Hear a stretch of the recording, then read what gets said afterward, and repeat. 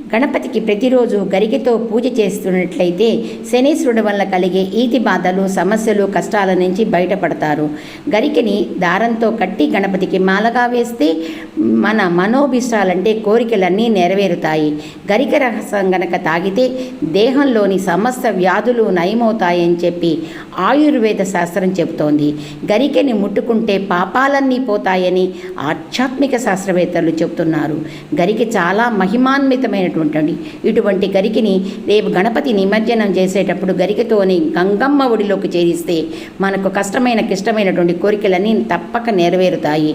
ముఖ్యంగా ప్రతి నెలలో వచ్చే కృష్ణ చతుర్థి నాడు గరికతో, బిల్వాలతో, పువ్వులతో గణపతిని ఆరాధించి 21 సార్లు ఓం శ్రీ గణేశాయ నమః అనే నామాన్ని జపిస్తూ ఆయనకి ఇష్టమైన 21 ఉండ్రాళ్ళని నివేదనగా చేయాలి. ప్రతి మంగళవారం, బుధవారం కూడా.